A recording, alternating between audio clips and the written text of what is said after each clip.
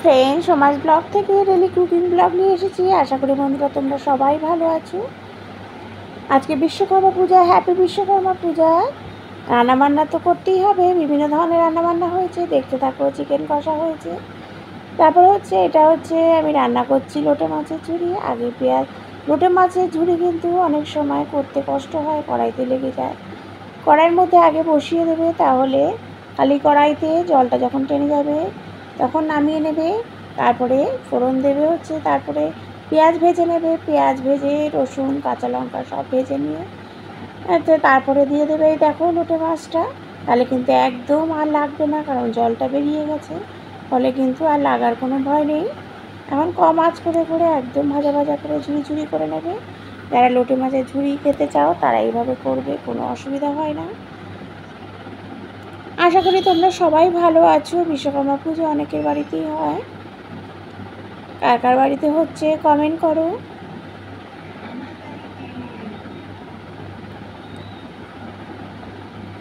এই ঝুড়ি করতে কিন্তু একটু টাইম নিয়ে করলে ভালো হয়, তাহলে একদম ঝুড়ি ঝুড়ি হয়।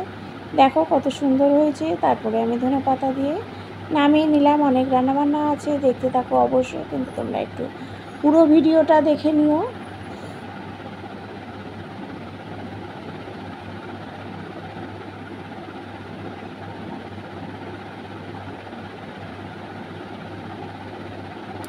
এক এক করে সবই রান্নাবান্না দেখাবো, দেখতে থাকো তোমরা। দিয়ে দিলাম কড়াইয়ের মধ্যে একটু নুন, তারপরে দিয়ে দিচ্ছি আলু। চিকেন রান্না করব, দেখালাম প্রথমেই চিকেনটা কিভাবে করছি। নুন দিয়ে আমি কিন্তু চিকেন আর আলুটা দিয়ে দিলাম, কারণ চিকেন আলু যাতে ভালো মতো ভাজা হয়ে যায়, ভাজা হলে কিন্তু খেতেও ভালো লাগে। তারপরে দিয়ে দেবো একটা পেস্ট, পেঁয়াজ আদা রসুন কাঁচা লঙ্কা সব একসাথে আমি পেস্ট করে নিয়েছি, সব দিয়ে তারপরে মশলাটা চিকেনের সাথে কষিয়ে নেব ভালো করে নুন আর হলুদ দিয়ে। একদম কষা কষা হবে, তাহলে কিন্তু খেতেও ভালো লাগে। দিয়ে দিলাম জিরে আর ধনের গুঁড়ো, দিলাম একটু গোলমরিচের গুঁড়ো, সব দিয়ে মশলাটা আমি ভালো করে চিকেনের সাথে কষিয়ে নেব। এইরকম কষাতে কষাতে এরকম কষা মাংস খেতে কার কার ভালো লাগে কমেন্ট করুক। এই কষা মাংস কিন্তু খেতে ভীষণ ভালো লাগে। জল দেওয়ার আগে কয়েকটা পিস তুলে রাখবে, দেখবে দারুণ লাগবে খেতে।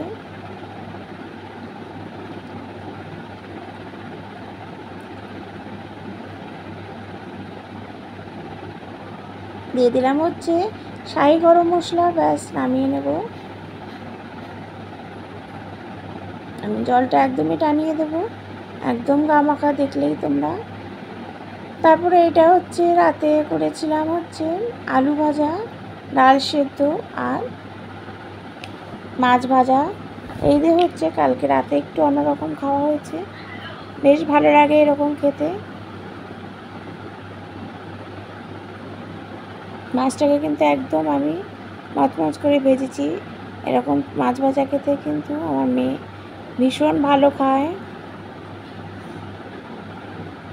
আর এটা কিন্তু খুবই হেলদিও খাবার, কোনো তেল ঠেল অতটা থাকে না, ফলে মাছ ভাজতে যতটুকু তেল বাটার দিয়ে খাওয়া হয়েছিল। দেখো থালাটা সাজিয়ে তোমাদের সাথে শেয়ার করলাম।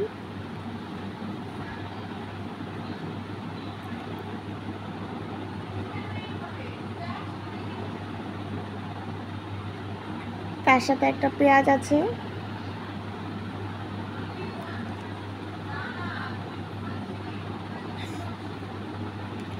তারপরে করবো ডিম কষা, দেখতে থাকো। কড়াইয়ের মধ্যে দিয়ে দিলাম নুন, কারণ নুন আগে কড়াইয়ের মধ্যে দিয়ে দিলে কিন্তু নুন হলুদ দিয়ে দেবে, তাহলে কিন্তু আর ফাটার কোনো ছিটকানোর কোনো ভয় থাকে না। সেই জন্য কড়াইয়ের মধ্যে নুন আর তেল আমি দিয়ে, নুন আর হলুদ দিয়ে তার মধ্যে আমি ডিমটা ভেজে নিচ্ছি। ডিমটা কিন্তু আমি লাল লাল করে ভেজে নেব। এটা কুসুমটা খুলে এসছে, তাই তুলে রাখলাম যাতে মিশে না যায় এর সাথে।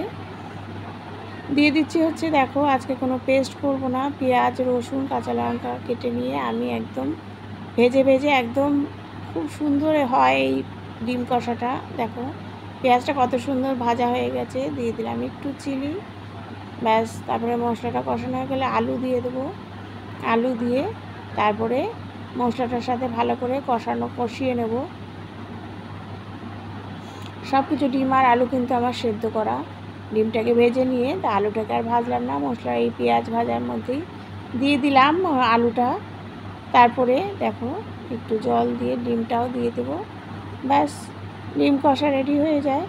এইভাবে ডিম কষা করবে, দেখবে ভীষণ ভালো লাগবে খেতে। একদম আমি শুকিয়ে দেবো জলটা, ড্রাই করব। আমার এই ডিম কষাগুলো খেতে ভীষণ ভালো লাগে।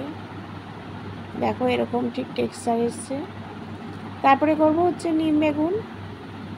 বেগুনটাকে একটু ভেজে নিয়েছিলাম, তারপরে নিম পাতাও দিয়ে দিয়েছি। দেখো কত সুন্দর খেতে হয়, কিন্তু এই নিম পাতা খাওয়া কিন্তু স্কিনের জন্য ভীষণ ভালো। তারপরে দিয়ে দেবো হচ্ছে কাঠি কচু করেছিলাম, কই মাছ করেছিলাম। কই মাছের রেসিপিটা তোমাদের সাথে শেয়ার করছি। দেখো নিয়েছি হচ্ছে আলু কেটে নিয়েছি, আর আদা পেঁয়াজ কাঁচা লঙ্কা আর গোটা জিরে একসাথে আমি মিক্সিতে পেস্ট করব। মশলার মধ্যে এটাই দেব, পেঁয়াজ আদা কাঁচা লঙ্কা আর গোটা জিরে, মানে রসুন বাদ দিয়ে সবই দিতে হবে। মাছটাকে ভালো করে নুন হলুদ মাখিয়ে নিচ্ছি, নিয়ে তেলে ভেজে নেব।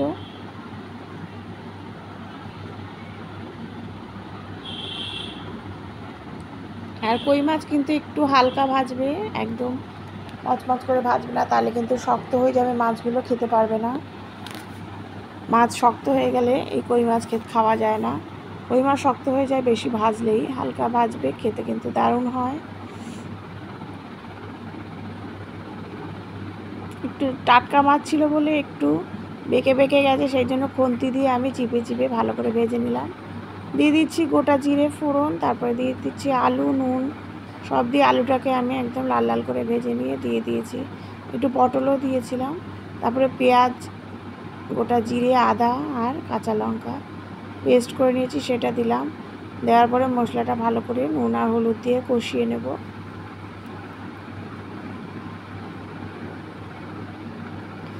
ভালো করে মশলা কষানো হয়ে গেলে জল দিয়ে দেবো, মাছগুলোও দিয়ে দেবো। সব দিয়ে ভালো করে যখন ফুটে আসবে তখন আমি ওই মাছটা নামিয়ে নেব। একটা এলাচ থেতো করে দেবে, তাহলে কিন্তু খেতে আরও ভালো লাগে। মানে গরম মশলার মধ্যে শুধু এলাচ দেবে থেতো করে, তাহলে কই মাছের খেতে কিন্তু ভীষণ ভালো লাগে।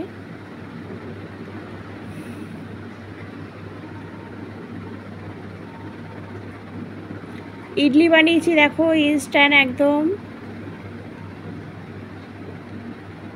আতপ চাল আর হচ্ছে নিয়েছি বিউলির ডাল, আর এটা হচ্ছে বাদামের চাটনি।